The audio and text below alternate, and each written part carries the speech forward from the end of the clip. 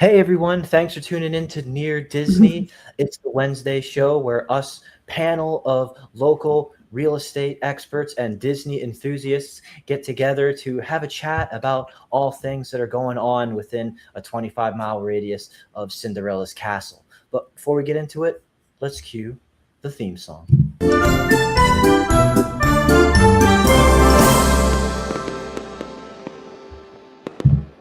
Near Disney. All right. Well, wow. I know you guys, if you've been tuning in for Wednesday or Monday, you've only been seeing me. But finally, we've got the panel together in our Brady Bunch squares.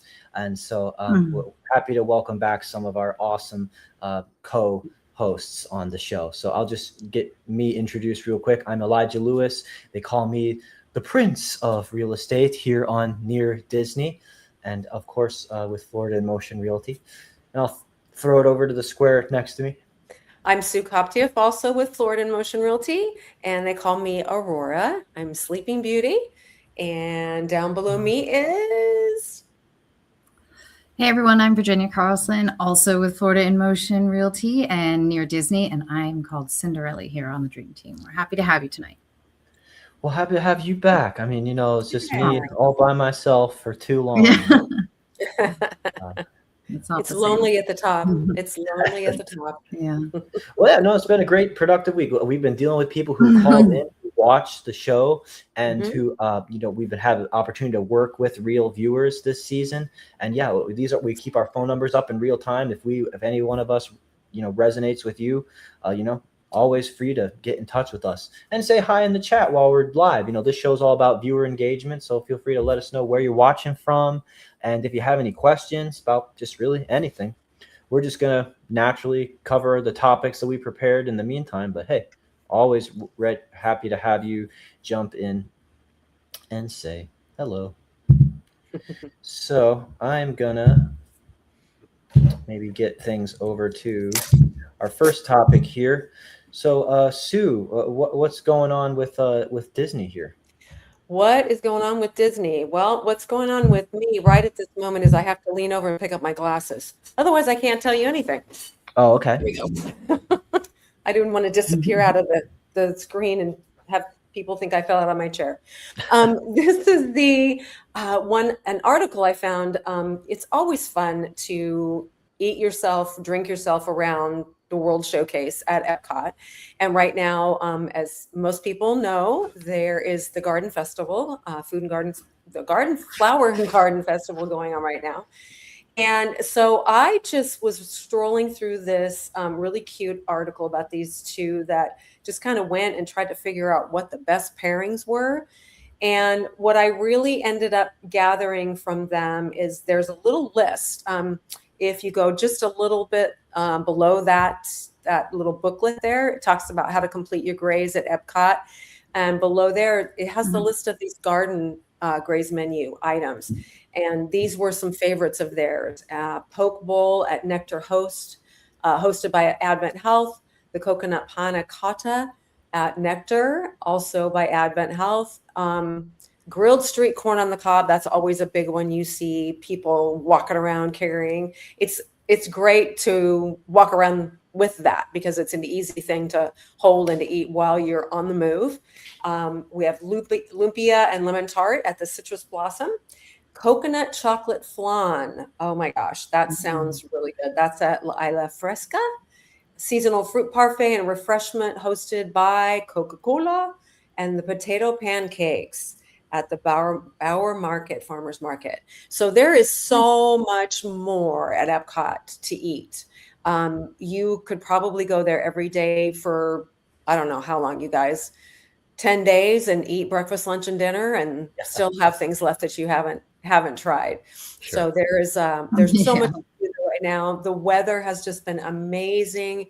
It's perfect time to hit any of the parks, not just Epcot, but especially with the amazing, gorgeous plants and flowers that they have going on and all of the characters that they've got sculpted, in the flora and fauna for everybody to just take pictures with and hang out with. It's a really great memory.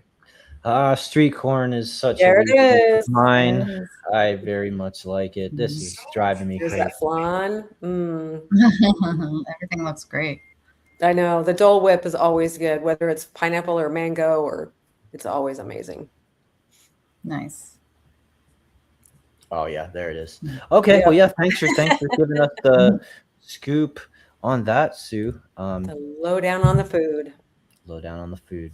So Mm. I guess we'll just throw it over to the next topic. I'm trying to find my other stream here. Oh, here we go. So yeah, and honestly, that kind of just leads so perfectly into this topic here about reasons Florida real estate is hot. It's just all about that lifestyle and being like right in the right in Yeah. the Get in the mix of everything. exactly. And so basically, I was just dealing with someone who we were working with, getting him into Celebration, Florida, and he was talking about like Epcot. Want to do it all the time. Just want to be within a short commute to that, and I might give my kids a great reason to visit and bring their kids. So, what do we got here on the latest for why Florida's hot right now? Yeah, we definitely still want to talk about why it's the place to be, and real estate is definitely still very hot in Florida. I really like this graphic. It's brings up some good things that maybe people weren't thinking of as far as like why Florida is, other than the weather. We are seeing that Florida it's still a proven global real estate destination, and international buyers are still coming here, still buying properties. And that's definitely the buyers accounted for 5% of all the existing home sales and 5% of the total dollar volume statewide between August 24 and July 2025. So that's pretty significant when you think about it. So international buyers are still loving Florida, wanting to come here and experience all that it has to offer. Like again, number two, the international demand is rebounding. Their international buyers are still coming, which is great. We see that Florida attracts serious buyers with purchasing power, and that just is good for our state because people aren't just coming and looking and kind of just having a look and then moving along. They're serious about it. They come with their money and they want to make the investment, either moving here permanently or as a second home or an investment property. And then, of course, the tourism is such a big deal here, and it really does. It kind of boosts the economy here in Florida, and it's not going anywhere. And I don't know if I've shared this, that Orlando is the second most visited destination in the entire world, second to only Paris. So that's a pretty astounding statistic right there. So we see that, So the tourism is like, we welcomed 157.6 million out-of-state visitors in 2024. That's just an astounding number. And they spend a lot of money, and they have a huge economic impact. And that's reinforcing the demand for vacation homes and investment properties. So that's another reason why it's still really hot here.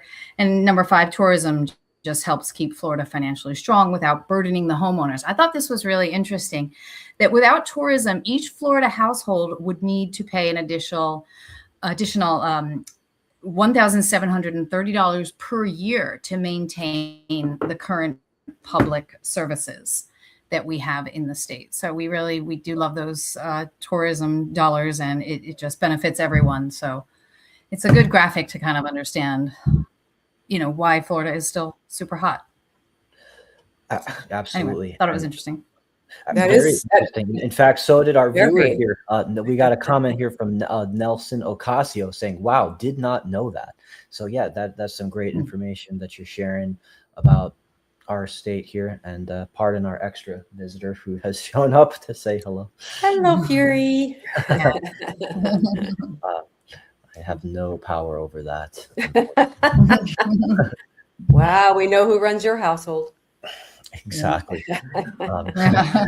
So Sue, on kind of bookending what Virginia was covering there about the reasons why the market's picking up, and what's making it great. You have your own article here about what's contributing to momentum. Yes, after experiencing kind of a slow year in 2025, they are now seeing the momentum start to build with Florida real estate. For Central Florida real estate specifically, they are seeing an increase in new listings, increase in pending sales. Interest rates have came down just enough that it boosted the consumer's confidence, getting people to get out there and, like, even if they had already started looking, maybe they're looking a little bit more intently and have, narrowed down exactly what they're looking for instead of just kind of browsing the market. We have been really optimistic going into spring and seeing, how busy we have started to get. It's been really, really great.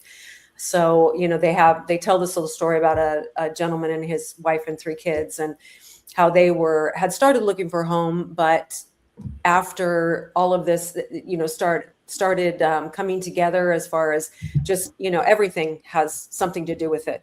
The desire, the momentum, the interest rates, the economy, everything we have here started pushing that momentum. They started seeing, instead of 1 or 2 homes that suited what they were looking for a week, they were seeing quite a few more. So gave them a lot more, to look at, and not necessarily that it's like a full-on buyer's market, but they just had more options while looking for a home. And that's always really important. You want to make sure that your clients see everything that's out there that is, that looks like anything that would work for them and their family. So new listings rose 59%, sales rose 24%. And that was from December to through the end of January.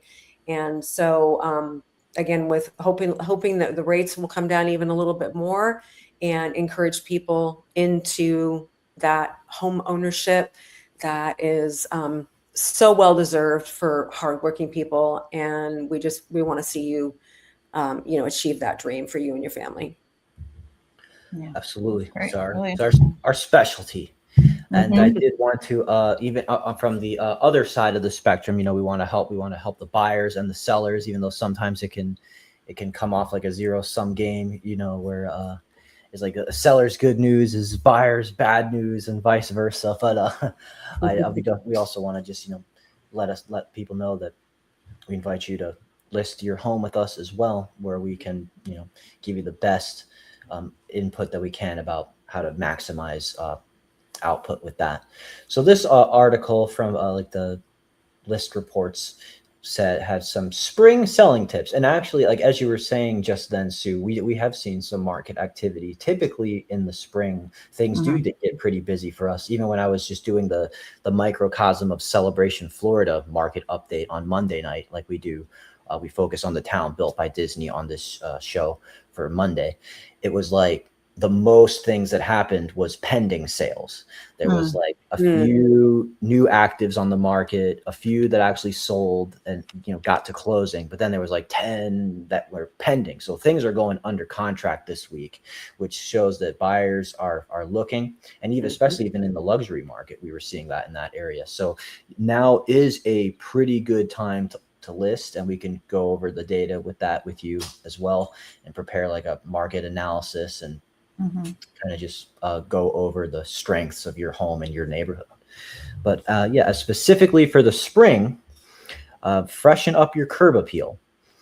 Flowers, greenery, clean exteriors, makes the listing photo look so great when you can just give you that very first impression that the home makes. Definitely not the thing we want to neglect, especially as inventory starts to pick up. Showcasing natural light, open your curtains, cleaning windows, and show off bright sunny rooms. Decluttering can be great for showing off some of the rooms to make them feel bigger. And honestly, cleaning windows, I've said it before, I'll say it again, it is a low-key pro tip that you'd be surprised how many people neglect to do that just because it's kind of a pain, or maybe, as windows are hard to reach in some places, but even just with like the other side of your kitchen window or your patio door windows, if it just looks grubby, you're creating a mental subliminal impression in the minds of buyers. They're just going like, I don't know if this is necessarily full asking price offer kind of day. So, especially if you've got great stuff to look out on, like with a view. If that view just has a big smear across it, that is hurting you. List in the early season. Yeah. So, I mean, now really is the time. I know it sounds a little used car salesman-y, but it is like really this early spring is the rush for more motivated buyers and less competition. So yeah, we would recommend having that conversation with us sooner than later. Highlighting your outdoor spaces. I mean, it is so nice. It is that time where people are out walking and they'll just stop and say, wow, it's nice out. You know, like, wow, this is a really good weather, or just I'm enjoying this breeze. This is perfect. And that is finally what Florida is, is good for, and things coming into bloom. So if you've got anything to show off, like even if it's just like they're saying a patio or a balcony, like if you've just created some kind of pleasant environment up there that just gets the breeze in there, but especially your decks and gardens and yard, just get that all spick and spam and landscaped. Stage with seasonal touches. This is like the thing I'm probably not good at, is just some bro, but being in touch with that. But light, fresh decor, pops of color that are in season. I don't know about like all that white after Labor Day stuff. I don't know. Maybe the same applies to homes. But just get ready for spring living. It's Florida. We don't go by that white after Labor or white after. Was it Memorial Day? It's like don't wear white until Memorial Day to Labor Day. Yeah, Memorial Day and Labor Day. Oh, brother. Okay, well that's good to be aware. And just speaking of colorful and fun and beautiful, I will give you a chance, Sue, to share one of your listings in the Margaritaville neighborhood. Margaritaville, Super yes. close to Disney. I mean, it's almost as close to Disney as Celebration was, the town that's built by Disney. And this is what's cool about this area is it has opportunities, unlike Celebration, for vacation rental and short-term rental property that you can use with various management companies. The audio is going to be quiet on this link, so I'll just kind of let you talk over it. Okay, we can do that. So this is Margaritaville Resort, Orlando. It's situated, like Elijah said, about 10 to 15 minutes from the Disney parks. Also very close to Universal and other fabulous, outdoor and fun family excursion locations. So this is an 8-bedroom and a 9-bath cottage. It's a 3-story cottage. It is 4,815 square feet. It has its own private pool and spa. It is on the lakefront there in Margaritaville. And you'll see on some of these pictures, you'll see outside that things look a little barren. This was right after we had the freeze. And so things are coming back. Things are turning green again. The palm trees are most of them will survive. So I don't want you to keep that picture. I mean, like the grubby windows, you don't want to keep that picture in your mind. So it has, the pool has a new pool heater as of last month in February of 2026. This is just steps. It's steps literally from the amazing pool and amenity center that they have here at Margaritaville Resort. The hotel is there. There is Sunset Walk with restaurants and shopping and just outdoor fun every day, every night. It is a great place you can live here full time. You can live here part time and you don't have to put it in a rental pool, or you can put it in a rental pool all the time and just let the rental management company take care of it, like Elijah said, and just for that rental income revenue, it's really just a great opportunity for any of those, living situations. So there's that amazing pool. There is white sand at the pool. It is a 0 entry. This is the awesome hotel. and which also has restaurants and shopping in it. So if you want to know more about 3052 Parrot Head Place in Margaritaville Resort, just text me, give me a call. And this is listed for 1.399 million. So $1,399,000. Yeah, that's great. I mean, for that, if you need that many bedroom count and that close to Disney, I mean, that's going to beat like Reunion and some other areas in many cases for like that price point. And in neighborhoods like Celebration or Story Lake or some others just wouldn't be able to provide that for you. You know, once you start getting into like 6-bedroom homes plus in Celebration, also you're at like $2 million or something. You don't get that Jimmy Buffett aesthetic. I'll at least say you do get a lovely downtown. But honestly, you can go into the YouTube search box, type in like Margaritaville near Disney, and you'll see a video tour that we did that just showcases all the amenities and the neighborhoods in that community as well that make that place really stand out. So I'm going to just try to pull up our next article. I think you had one more cool thing to talk about, Virginia, about interior designs that are going to attract more buyers. We were talking a lot about curb appeal today and neighborhoods that are desirable, but the inside of the home matters a lot too. Yeah, I think we like to talk about all the things that our clients can potentially do to help bolster the sale, be it on the outside or the inside. So definitely the way you design the home, if you're showing it furnished, then some things to definitely think about as far as the interior design goes. According to Florida Realtors, 2026 design trends for attracting buyers focus on personalization, functional, and emotionally resonant spaces, utilizing the 3 F's in interior design, which are floor plan, finishes, and fixtures. Also, the article talks about the 3 E's: efficiency, ergonomics, and elegance. And these are just some things that we can, talk about. The floor plan, the finishes, and the fixtures, those are just all the things that you're immediately going to see. Like, how does the furniture flow up through the house? And just so people can visualize the different things that you've done, hardware on the cabinets, or finishes on the paint color or the floor, what materials you put on the floor. So all just things to think about aesthetically when you're walking into a home that will, hopefully attract that one person that walks in and just says, wow, this place is amazing.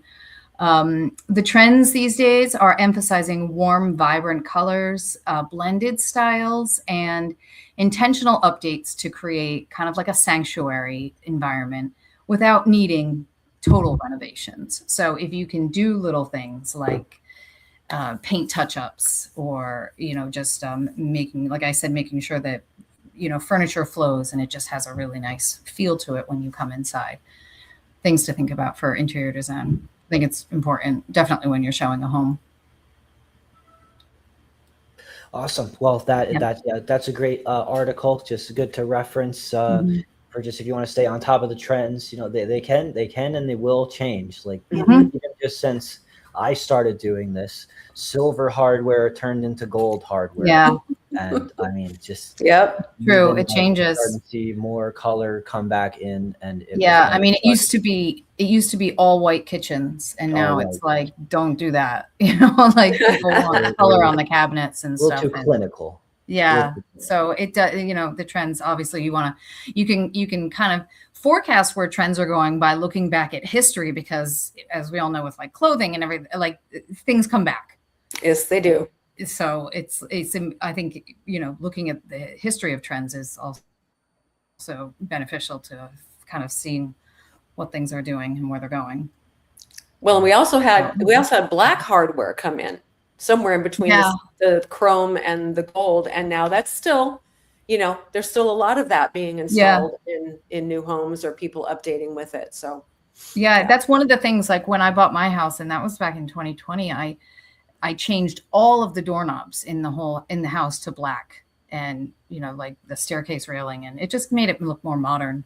than the Mhm. brass. So, but It yeah, really I mean, does. just like little things like that made a huge difference on the way things looked, and it wasn't hard to do or expensive. And so, Absolutely. And did just get a comment from Corey here saying that it's important also to talk about HOAs for Orlando area. They can, increase in value every year rather than decrease.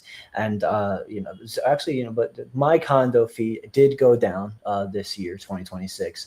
It had been up for a while. They were taking care of quite a lot of things like putting on a new roof and repaving the streets and doing new paint in the exterior and stuff. So like that does cost money, and we do sometimes as residents absorb the costs in our monthly fee with HOA. But some people prefer that to just knocking it all out with like a big $20,000 chunk on our new roof, to prepare the house for sale, right. But yeah, so HOAs are definitely a factor, and we may need to. That's a good point, Corey. Like do a segment sometime talking about communities in Orlando that don't have HOAs, This is true. that are still within close proximity to Disney. I think that's a really good point. So yeah, thanks for your comment. Appreciate you watching. Or extremely low HOAs. There's a lot of Yeah. them that are maybe $100 or less. Right. One really cool thing is our community where I live, they are having to remove almost 500 trees, mostly palm trees, that are not going to recover. We think some of them probably would have, after a longer period of time, but we found out this week that there's not going to be any cost or any assessments passed on to the residents here. That's what we were concerned about. And so putting that money away in the HOA, and if you have a CDD like we do here, a community development district that takes care of a lot of things like that, you're putting that money away a little bit at a time instead of, like Elijah said, absorbing a huge cost all at once. Right. And so that's a good point. It's always great to see when these associations are well managed with their reserves and all that. So that's great that was the case there. Yeah. And yeah, we can explore that on a case by case, neighborhood by neighborhood basis when you give us a call and ask us about certain communities, even just like within a town like Celebration where our office is. There's just different condo associations with different things that they cover and different fees. But the town, if you're buying in for single family home, that is a pretty low HOA. It's about like 420 a quarter. So like when you average that out monthly, it's like 100 something a month. To live in a town like this where you get a lot, like they put on festivals and community events and maintain things pretty well, provide pool spaces and park spaces. So just make sure that you're definitely getting something for your dues when you get into a community that has an HOA. Absolutely. Yeah. And with that, I think we covered all the topics we want to talk about and got to all the comments. Like I said, we appreciate anyone who's watching. Hit the like button if you want to support the channel. Also subscribe if you haven't already. We're trying to get on the path to 10,000 subscribers where we can just get all the better situated in the algorithm to keep bringing everyone the good news about everything that's happening in 25-mile radius of Cinderella's castle. And if anyone else didn't have anything, we might just throw it over to the outro. Thanks for joining us. Hi, everyone. Bye. Bye, everyone. Take care. Thanks for watching.